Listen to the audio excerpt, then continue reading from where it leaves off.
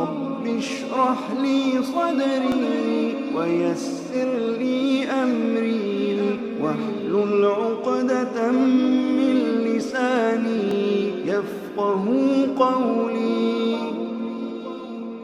درود و سلام و رحمت عالم نبی مکرم رسول معظم شاہ امم ہادی عالم محمد الرسول اللہ صلی اللہ علیہ وسلم کی ذات پر، اور اللہ کی رحمت نازل ہوں صحابہ کرام پر، ائمہ دین، فقہاء کرام، مجاہدین اسلام اور اولیاء اعظام پر۔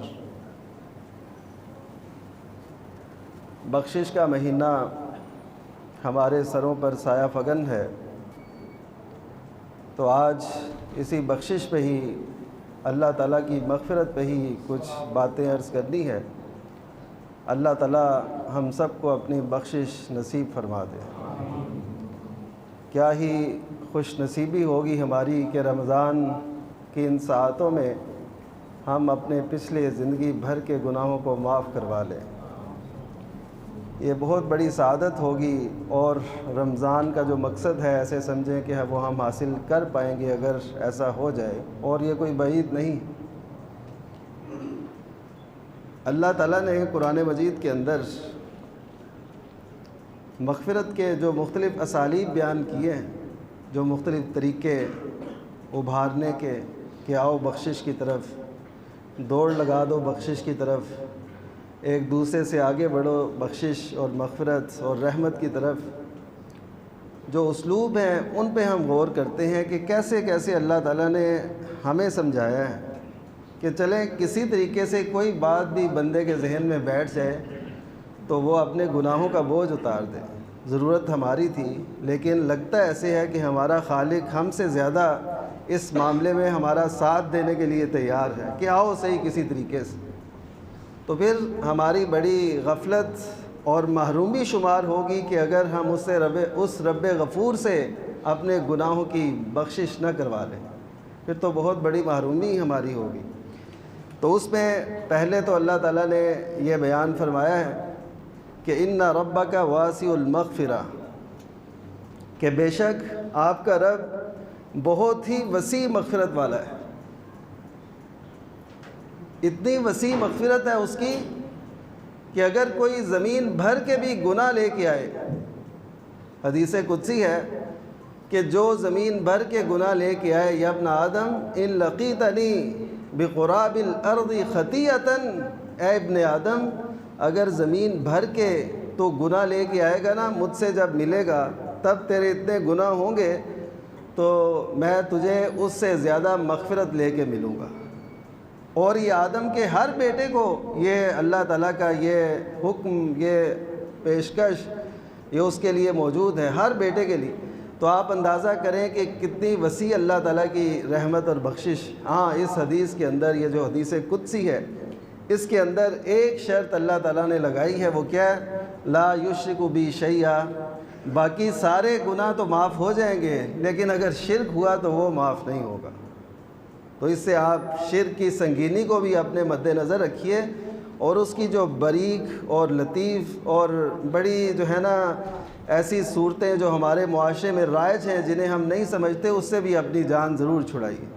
غور کیجئے، دیکھیے، جائزہ لیجئے، یہ نہ ہو کہ شرک کسی نہ کسی طریقے سے ہماری زندگی میں ہو، ہماری سوچ میں، عمل میں، ہمارے رسوم و رواج میں، تو اس کو نکال دینا۔ دیکھیں، رب غفور ہے، واسع المغفرت کا مالک ہے، لیکن وہ یہ فرما رہا ہے کہ بس میرے ساتھ شرک نہ ہو، اس کے علاوہ میں زمین بھر کے اگر تم گناہ لے کے آؤ گے تو میں اس سے زیادہ بخشش لے کے آؤں گا۔ تو اس کی بخشش کس قدر وسیع ہے۔ انسان کو یہ فکر لاحق ہوتی ہے کہ میں نے اتنے گناہ کیا، اب میری معافی کیسے ہوگی؟ یہ شیطان بار ڈالتا ہے۔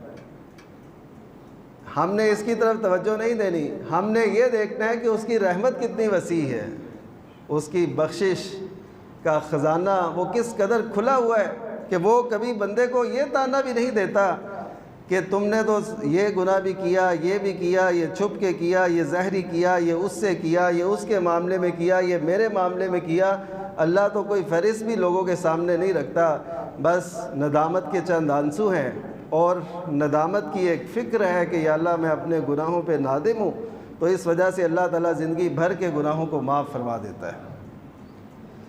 تو پھر اللہ تعالیٰ نے یہ فرمایا کہ یہ بھی حدیث قدسی ہے، اور اللہ تعالیٰ نبی کریم صلی اللہ علیہ وسلم نے یہ ارشاد فرمایا کہ والذی نفسی بیدہ لو لم تذنبوا، کہ اس ذات کی قسم جس کے ہاتھ میں محمد صلی اللہ علیہ وسلم کی جان ہے، کہ اگر تم گناہ نہیں کرو گے تو اللہ تعالیٰ تمہیں فوت کر دے گا اور تمہاری جگہ ایسے لوگوں کو لائے گا جو گناہ کریں گے اور اس سے بخشش طلب کریں گے اور وہ انہیں معاف کرے گا۔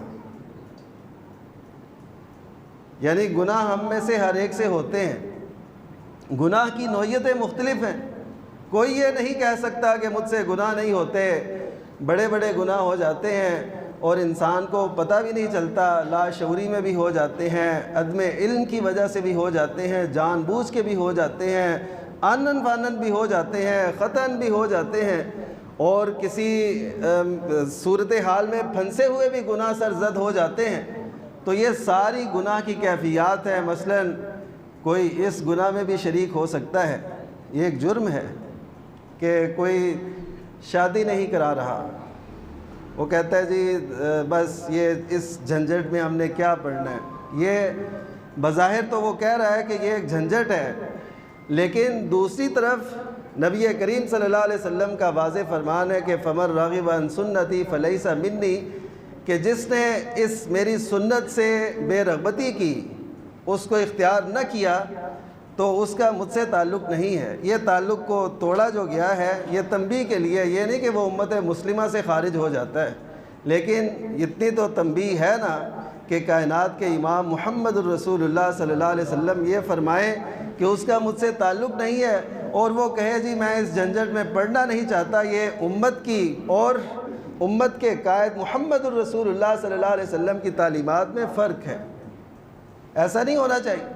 یہ یعنی ایسے گناہ باز ہوتے ہیں کہ انسان زندگی بھر ساتھ لے کے چل رہا ہوتا ہے، اس کو اس سنت کو اختیار کرنا یہ لازم ہوتا ہے۔ پھر سنتوں کی مختلف جو ہے نا مدارج ہیں، کوئی مستحب میں آتی ہیں، کوئی جواز میں آتی ہیں، کوئی افضلیت میں آتی ہیں، کوئی ضروری سنتیں ہیں، کوئی احکام ہیں۔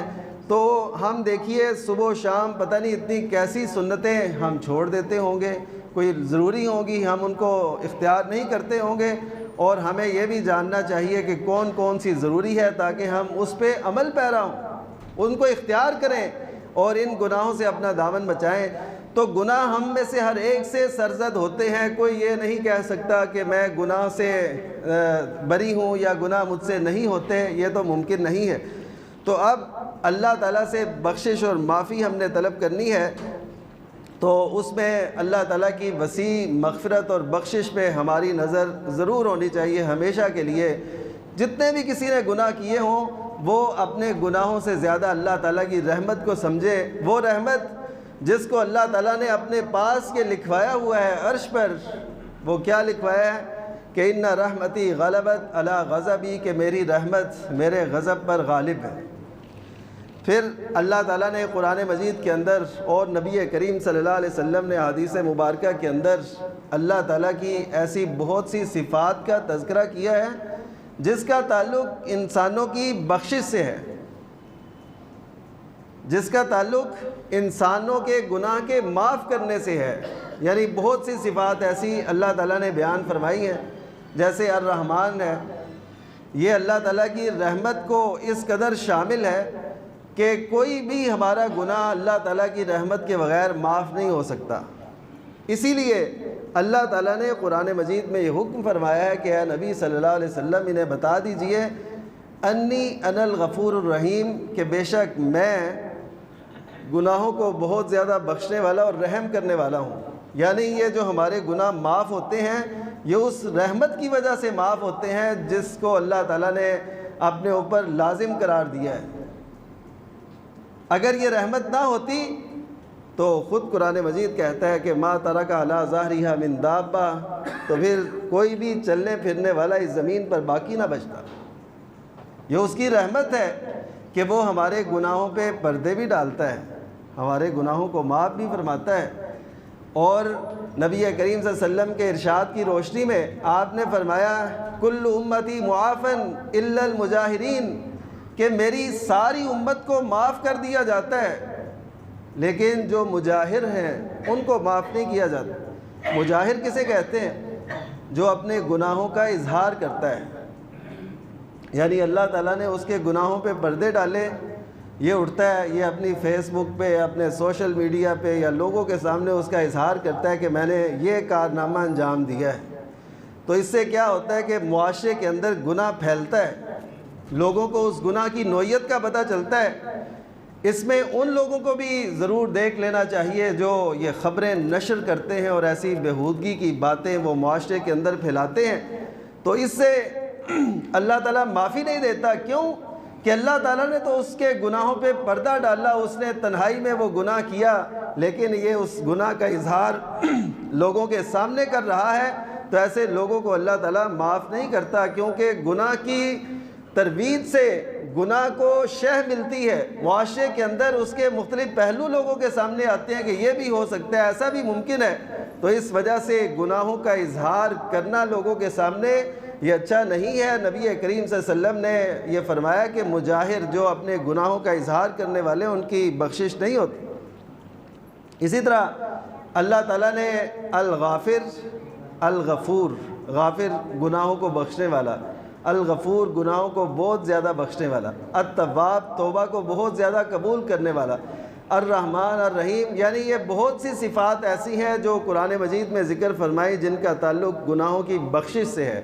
یعنی ایک ہی موضوع پر کئی صفات کا ہونا اس بات کی دلیل ہے کہ اللہ تعالیٰ ہمارے گناہوں کو معاف کرنا چاہتا ہے، اور ہم ہیں کہ ان گناہوں کو لیے پھرتے ہیں۔ ہمارے پاس اتنا وقت نہیں ہے کہ ہم اللہ تعالیٰ کے سامنے اظہار کر دیں۔ پھر میں سوچتا ہوں، دیکھیے کبھی ہم ایک دوسرے سے معافی کے طلبگار ہو نا، جیسے یہ صورتحال پیش آتی ہے، کوئی بھی سیاسی سطح پر، رشتہ داری کی سطح پر لوگ ایک دوسرے سے نفرت آمیز کلمات، لہجے، رویے اختیار کرتے ہیں، اور پھر بعد میں ندامت اور شرمندگی بھی ہوتی ہے کہ میں نے کیا کہہ دیا اور کیا مجھے کہنا چاہیے تھا۔ اب وہ ندامت ہوتی ہے، پھر ہم ایک دوسرے سے معافی کے طلبگار ہوتے ہیں، ہمیں ہچکچاہٹ ہوتی ہے، ہم کسی کو درمیان میں لاتے ہیں کہ یار ان سے ایسے مجھ سے ان کے متعلق یہ بات ہوئی ہے تو صلح کروا دو، یہ بھی اللہ تعالیٰ کسی کو توفیق بخشے تو۔ اب وہ ٹائم دیتا ہے، اب وہ یہ کہتا ہے کہ وہ آئے گا، وہ ضمانت دے گا تو میں اس کی یہ جو فروگزاشت ہے اس کو میں بھلا دوں گا، یا کچھ بھی، کتنے پاپڑ بیلنے پڑتے ہیں۔ لیکن اللہ تعالیٰ نے تو ایسی کوئی شرط نہیں لگائی، اس نے یہ نہیں کہا کہ تم میرے پاس وفد لے کے آنا، اس نے یہ نہیں کہا کہ تم لوگوں کے سامنے یہ اظہار کرنا، اس نے یہ نہیں کہا کہ تم اس وقت آنا، اس نے یہ نہیں کہا کہ بس اتنی لمٹ ہونی چاہیے تو پھر آنا، اس سے زیادہ بڑھ کے تو نہ آنا۔ میرے دوستو، وہ تو غفور الرحیم ہے اور اتنی وسیع بخشش کا مالک ہے، اور وہ ہم میں سے کسی ایک کی توبہ کا منتظر رہتا ہے۔ حدیث مبارکہ میں ہے کہ ان اللہ یبسط یدہ، کہ اللہ تعالیٰ اپنے ہاتھ کو پھیلاتا ہے۔ ضرورت ہماری ہے، ہاتھ ہمیں پھیلانے چاہیے، لیکن ان اللہ یبسط یدہ بالنہار، کہ اللہ تعالیٰ صبح کو اپنے ہاتھ پھیلاتا ہے، لیتوب مسیء اللیل، تاکہ رات کو جس نے گناہ کیے ہیں وہ اللہ تعالیٰ سے توبہ کر لے۔ ہاتھ پھیلاتا وہ ہے جو کرم والا ہے، جو سخی ہے، جو بخشش کرنے والا ہے، وہ ہاتھ پھیلاتا ہے تاکہ ہم میں سے کوئی ایک جس سے رات کو گناہ کیے ہیں وہ صبح سے پہلے ان کی معافی کروا لے، اور اسی طرح رات کو اپنے ہاتھ پھیلاتا ہے تاکہ دن کو جس نے گناہ کیے ہیں وہ رات بھی نہ پڑنے دے، اپنے گناہ بخشوا لے۔ یعنی وہ ہمارا منتظر ہے، وہ یہ چاہتا ہے کہ بندے اپنے گناہ بخشوا لیں۔ پھر اللہ تعالیٰ نے مغفرت کا ایک نظام پیدا کیا ہے، وہ کیسے کہ ہم کوئی بھی نیکی کرتے ہیں تو اس کی وجہ سے ہمارے گناہ خود بخود بھی دھلتے رہتے ہیں۔ جیسے وضو کرتا ہے انسان تو اس کے منہ کے اندر کے گناہ، یعنی جو اس نے زبان سے کیے تھے، جو دانتوں سے کیے تھے، گناہ دانتوں سے بھی ہو سکتے ہیں، کسی پہ ظلم کیا، کسی کو دان کاٹ دیا، اسی طرح منہ سے کوئی ایسی بات کہی، باتوں کی نوکیں بھی ہوتی ہیں، باتوں کے نشتر بھی ہوتے ہیں۔ یہ جو باتیں ہم کرتے ہیں اور خصوصاً اس دور کے اندر جس سے ہم گزر رہے ہیں، یقین کیجئے ایسی صورتحال ایک پیدا ہو گئی ہے کہ ہم ایک دوسرے کو اپنا دشمن سمجھنے لگ گئے ہیں، صرف سیاسی بنیادوں پر نہیں۔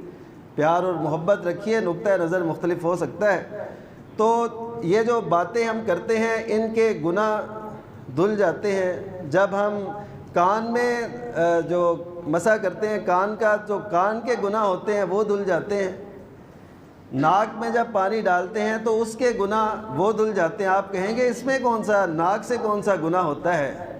وہ جو خوشبو ناجائز ہم سونگھتے ہیں، کوشش کرتے ہیں اس کے لیے اور پیچھا کرتے ہیں کوئی خوشبو کا، کوئی ایسا، یہ سب گناہ ہے۔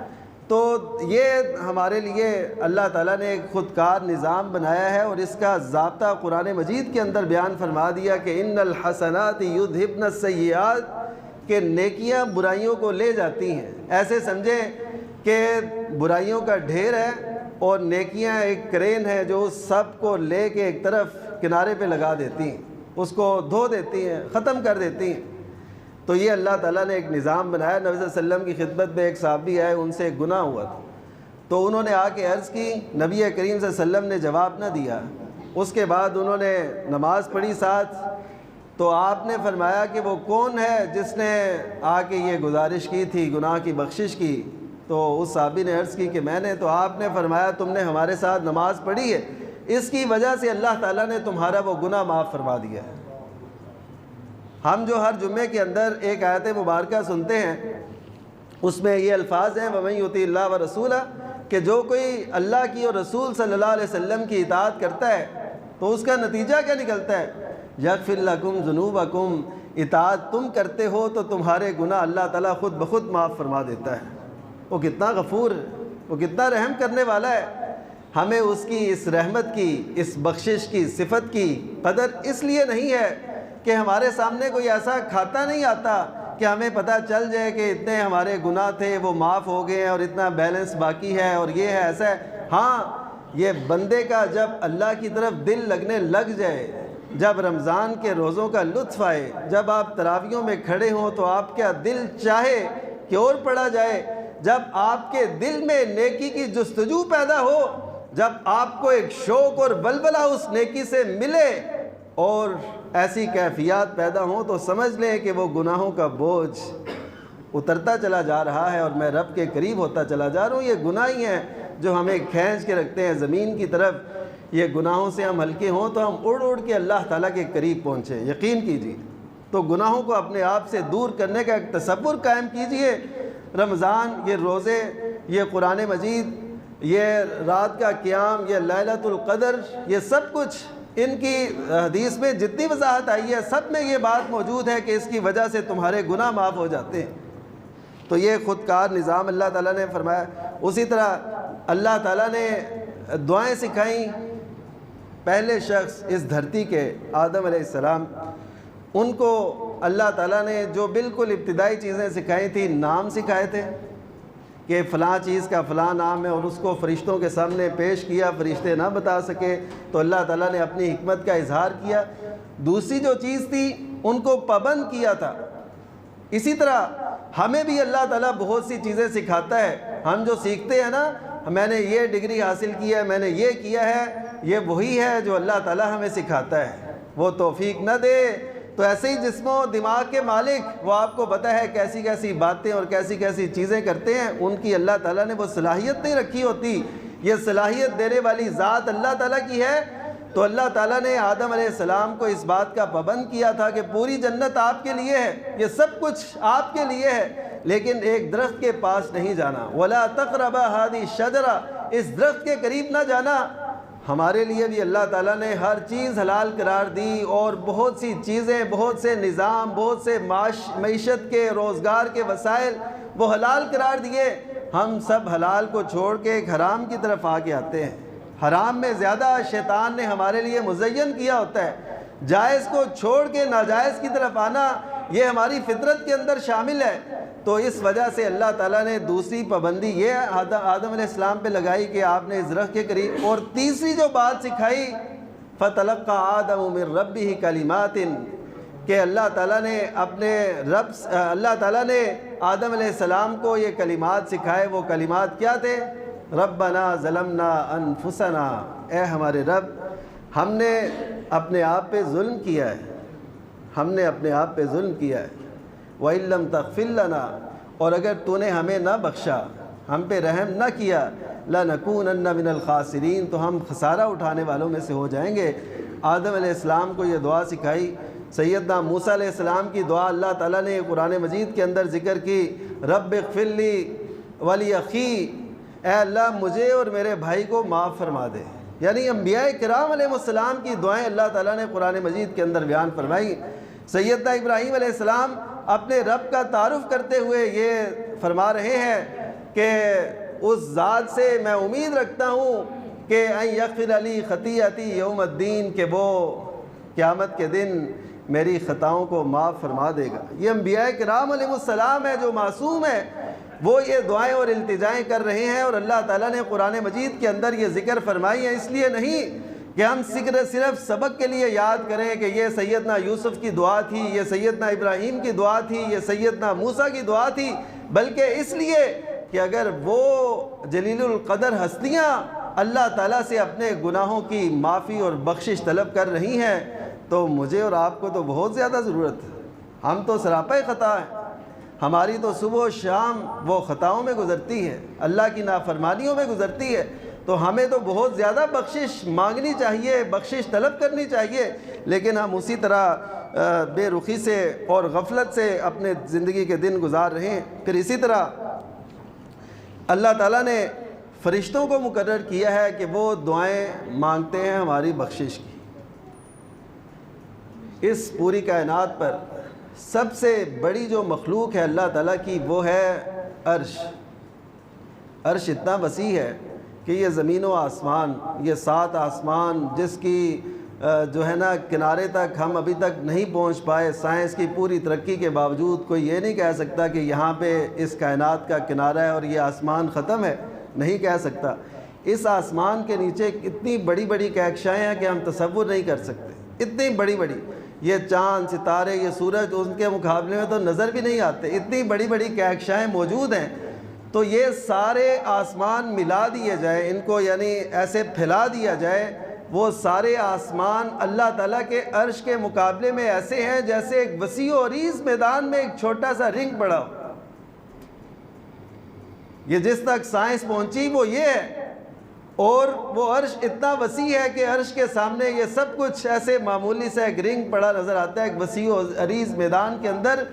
اس عرش کو اٹھانے والے فرشتے، اس عرش کو اٹھانے والے فرشتے وہ کس قدر بڑے ہوں گے اور کس قدر ہیبت اور اللہ تعالیٰ کی قدرت کے وہ مظہر ہوں گے. وہ اللہ تعالیٰ نے وہ ان کے کیا ڈیوٹی ہے. ایک تو یسبحون بحمد ربہم قرآن کہتا ہے کہ وہ اپنے رب کی تسبیح کرتے ہیں، اور دوسری ڈیوٹی کیا ہے اس عرش کو اٹھانے والے فرشتوں کی؟ وَيَسْتَغْفِرُونَ لِلَّذِينَ آمَنُوا، اور اہل ایمان کے لیے وہ بخشش طلب کرتے رہتے ہیں. میں کہتا ہوں کہ آج جس کو آپ سمجھتے ہیں کہ وہ بہت نیک شخص ہے، شاید وہ نیک ہو نہ ہو، آپ اس سے دعا کرا کے یہ امید باندھ لیتے ہیں کہ اب میرے گناہ معاف ہو گئے یا جو کام میں نے کروانا تھا وہ ہو گیا. تو جن کو اللہ حکم الحاکمین نے خطا سے ویسے ہی معصوم رکھا ہے، یعنی وہ اللہ تعالیٰ کی نافرمانی نہیں کرتے، اس کی تسبیح اور اس کی تحمید کرتے رہتے ہیں، ان کو اللہ تعالیٰ نے حکم دیا، ان کی ذمہ داری لگائی ہے کہ وہ اہل ایمان کے لیے بخشش طلب کریں. وہ ہمارے لیے بخشش طلب کر رہے ہوں اور ہمیں گناہوں کے بخشوانے کا کوئی تصور ہی ہمارے نزدیک نہ ہو، تو یہ ایک فرق ہے. اور اسی لیے اس میں یہ دعا میں یہ الفاظ دوسرے مقام پہ اللہ تعالیٰ نے بیان فرمائے ہیں. وہ فرشتے یہ کہتے ہیں کہ ان کے گناہ بخشنا، تابو للذین تابو، جو تیری طرف رجوع کرتے ہیں، واتبعوا سبیلک، اور تیرے رستے کی پیروی کرتے ہیں، تیرے رستے کے پیچھے چلتے ہیں. یعنی رستے سے ہٹانے والی بھی بہت سی چیزیں ہیں، صراط مستقیم سے ہٹانے والی، میں کہتا ہوں کہ دین کے نام پہ بہت سی چیزیں ہیں، بہت سی ایسی باتیں ہیں جو دین کے نام پہ صراط مستقیم سے ہٹانے والی ہیں. لیکن وہ فرشتے کہتے ہیں یا اللہ جو تیری راہ کا مسافر ہے، جس نے زندگی کی چیزوں کو تج دیا اس کی آسائش اور سہولیات کو ایک طرف رکھا، تیرے رستے کا انتخاب کیا ہے، یا اللہ تو ایسے لوگوں کے گناہوں کو معاف فرما دے، ان کو بخش دے۔ یہ فرشتے جو اللہ تعالیٰ کی نورانی مخلوق ہے، جن سے گناہ سرزد نہیں ہوتا، وہ اللہ تعالیٰ کی تسبیح کو چھوڑ کے اس وقت یہ دعا کرتے ہیں کہ یا اللہ اہل ایمان کے گناہ بخش دے۔ اسی طرح اللہ تعالیٰ نے اپنے رسول صلی اللہ علیہ وسلم کو بھی یہ حکم فرمایا کہ وَاسْتَغْفِرْ لَهُمْ، کہ ان کے لیے بخشش طلب کریں۔ یہ تو تھا ان اہل ایمان کے لیے جو آپ کے عہد میں موجود تھے۔ آپ کو ایک حدیث سناتا ہوں، آپ کو پتہ چلے کہ نبی کریم صلی اللہ علیہ وسلم ہماری بخشش کے کس قدر خواہش مند تھے کہ ان کے گناہ بخش دیے جائیں اللہ تعالیٰ کی طرف سے۔ ایک دن نبی کریم صلی اللہ علیہ وسلم نے حضرت عائشہ رضی اللہ تعالیٰ عنہ کے لیے دعا کی، اللہم اغفر لی عائشہ، اے اللہ عائشہ رضی اللہ تعالیٰ عنہ کے گناہ معاف فرما دے۔ یہ اس وقت ہوا جب انہوں نے دیکھا کہ آپ بڑے مسرور ہیں، بڑے خوش ہیں، اور دلی طور پر فرحت انگیز جذبات آپ کو محسوس ہوئے، تو انہوں نے عرض کی کہ اللہ کے رسول میرے لیے دعا کریں۔ تو آپ نے یہ دعا کی کہ اللہم اغفر لی عائشہ، اے اللہ عائشہ رضی اللہ تعالیٰ عنہ کے گناہ معاف فرما دے، وما اسرت وما اعلنت، جو ان سے پوشیدہ طور پہ ہوئے، جو ظاہری طور پہ ہوئے، وہ معاف کر دے۔ تو حضرت عائشہ رضی اللہ تعالیٰ عنہ نبی کریم صلی اللہ علیہ وسلم کی یہ دعا سن کے بہت زیادہ خوش ہوئی، اور واقعتاً ایک مومن کو ایسے ہی خوشی ہونی چاہیے۔ آپ کو یاد ہوگا کہ تبوک کے موقع پہ جو 3 صحابہ کرام پیچھے رہے تھے، جن کا قرآن مجید میں بھی تذکرہ ہے، جب ان کی توبہ قبول ہوئی نا، یقین کیجئے اس معاشرے کے لوگ وفد کی صورت میں ان کو توبہ کی قبولیت کی مبارکباد دینے آئے کہ تمہاری توبہ قبول ہو چکی ہے۔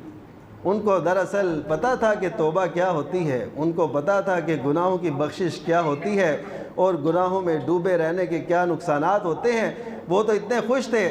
تو خیر نبی کریم صلی اللہ علیہ وسلم نے جب یہ دعا کی کہ اور حضرت عائشہ اس سے بہت خوش ہوئیں، اب نبی کریم صلی اللہ علیہ وسلم نے حضرت عائشہ سے فرمایا، قسم اٹھا کے فرمایا، واللہ انہا لدعوتی لامتی فی کل صلاۃ، اللہ کی قسم میری یہی دعا میری ساری امت کے لیے ہر نماز کے اندر ہوتی ہے۔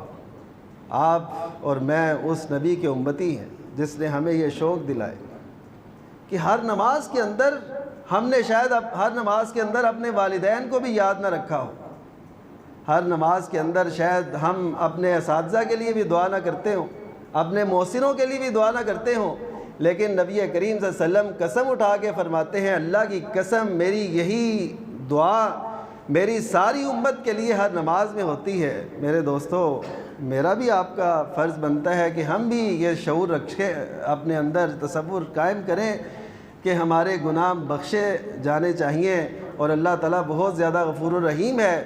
جب ہمارے اندر یہ پیدا ہوں گے نا جذبات، تو پھر ہمارے گناہ معاف ہوں گے۔ اگر ہمارے اندر ایسا کوئی تصور پیدا نہیں ہوتا تو پھر ہم ایسے سمجھیں ان گناہوں کے بوجھ کے نیچے دبے ہوئے ہیں، پسے جا رہے ہیں، اور اللہ تعالیٰ کی طرف کی رحمت وہ ہمارے شامل حال نہیں ہوگی جس سے ہمارے گناہ بخشے چلے جائیں۔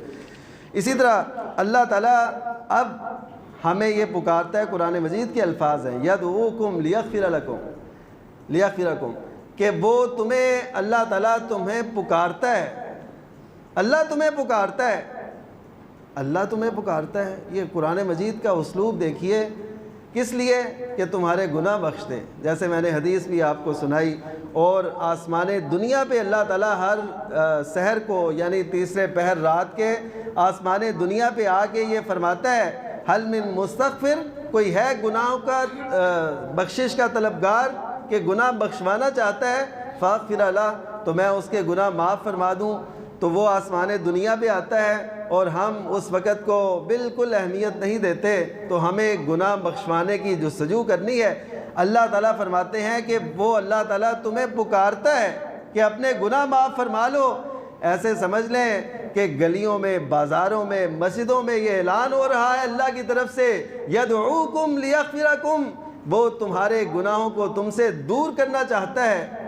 تو ہم ان گناہوں سے اپنا دامن بچانا نہیں چاہتے، ہم اس پہ توجہ نہیں دے رہے۔ یا آج ہمیں بہت زیادہ اس کا احساس نہیں ہے، یہ آنکھیں بند ہونے کے بعد احساس ہوگا کہ یہ گناہ ہمارے لیے کیا تھے، اور اس وقت انسان کہے گا ربی لولا اخرتنی الی اجل قریب فاصدق واکن من الصالحین، کہ یا اللہ تھوڑی سی مہلت، اے میرے رب تھوڑی سی مہلت دے دے، میں صدقہ بھی کرتا ہوں، میں نیک بھی بن جاتا ہوں، لیکن اس وقت پھر یہ لمحات نہیں ملیں گے۔ آج اس آواز پہ ہم نے کان دھرنے ہیں اور اللہ تعالیٰ سے بخشش طلب کرنی ہے۔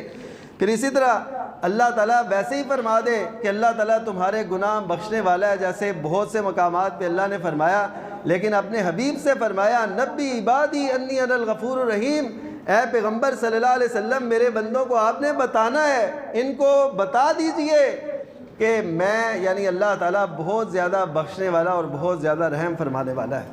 اسی طرح اللہ تعالیٰ نے وعدے کی صورت میں یہ فرمایا واللہ یعدکم مغفرۃ منہ وفضلا، اللہ تعالیٰ تم سے اپنی بخشش کا اور اپنے فضل کا وعدہ فرماتا ہے۔ وعدہ تو اگر ہمیں کوئی پکا انسان جو با اعتماد انسان ہے وہ اس کا بھی وعدہ کیا ہوا ہم اس پہ اعتبار کر لیتے ہیں تو دونوں جہانوں کا خالق اور مالک یہ قرآن مجید میں فرماتا ہے واللہ یعدکم مغفرۃ منہ وفضلا، تو ہمیں ضرور اس کے وعدوں پہ آج یقین کر لینا چاہیے اور اپنے گناہوں کو بخشوانا چاہیے۔ یہ چند ایک مغفرت کی اسالیب ہیں جو اللہ تعالیٰ نے قرآن مجید میں بیان فرمائے، اور رمضان المبارک کی ان ساعتوں کے اندر ہم یہ یقین کر لیں اور اس پہ توجہ دیں خصوصی کہ ہم اپنے گناہوں کو اس دنیا سے بخشوا کے رخصت ہونا چاہتے ہیں، تو اللہ تعالیٰ ضرور ہمارے گناہوں کو معاف فرمائے گا۔ جب بھی آپ گناہوں کی طرف جانے لگیں تو اللہ تعالیٰ کی طرف ضرور توجہ کریں، جیسے سیدنا یوسف علیہ السلام کو دعوت ملی گناہ کی تو انہوں نے اللہ کی طرف توجہ کی، اور اسی طرح شیطان کے نرغے سے اپنے دامن کو بچانے کی کوشش کریں۔ جب ہمارے ہاں یہ تصور پختہ ہو جائے گا نا کہ ہم نے اپنے گناہ بخشوانے ہیں، تو میں یقین سے کہتا ہوں کہ ہم باقی زندگی میں اپنے گناہوں کو کم سے کم اکٹھا کریں گے، کیونکہ ایک شخص جس نے بوجھ اتارنا ہو وہ اسی قسم کا اور بوجھ کیسے اٹھا سکتا ہے؟ اس کے ہاں تو یہ تصور ہوگا کہ میرے پچھلے گناہ اور بوجھ وہ دھل جائیں، اٹھ جائے بوجھ۔ تو اس وجہ سے یہ تصور ضرور قائم کیجئے، اور یہ روزے کا ایک اہم ترین مقصد ہے اللہ تعالیٰ ہم سب کے گناہ معاف فرما دے، وہ پوشیدہ ہوں، وہ ظاہری ہوں، وہ لوگوں کے حق میں ہوں، وہ اللہ تعالیٰ کے حق میں ہوں۔ اللہ تعالیٰ ہر قسم کے گناہوں سے اپنا دامن بچانے کی توفیق بخشے۔ وآخر دعوانا الحمدللہ رب العالمین۔ رب اشرح لي صدري ويسر لي أمري واحلل عقدة من لساني يفقه قولي